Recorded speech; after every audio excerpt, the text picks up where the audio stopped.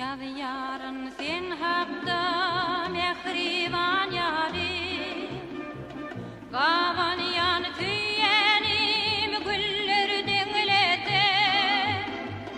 Yaz yarın sen hakda mehriban yarim, birden utanayma iller genglete.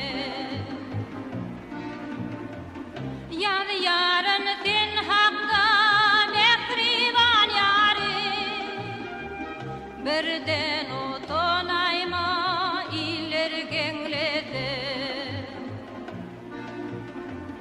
Bilyersin halimi yüzüme bakıp, soraman bilyerin yüzüne bakar.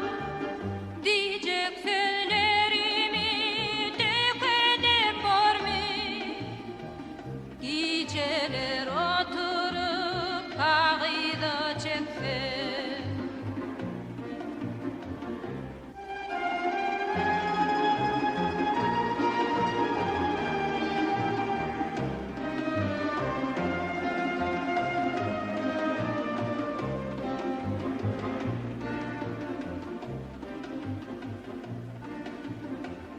Doğanın dostların daşında bolsun, banklı çağaların kaşında bolsun. Meni de yadыңdan çıkarmağın yar, uzaklarda kanam düşüngde bolsun.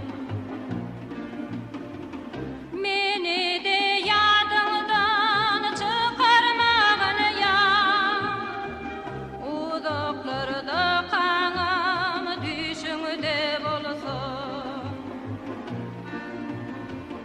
Kapıdan mehmanın gülüp gelenne, saçağından ilki yüzün açılsın. Söğür yar hem senden kalmasın eda, dulun nakı barcasından içilsin.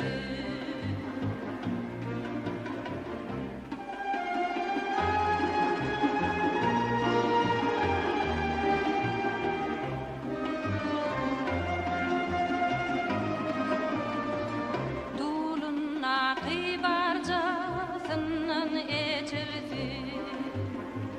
Dulun nakı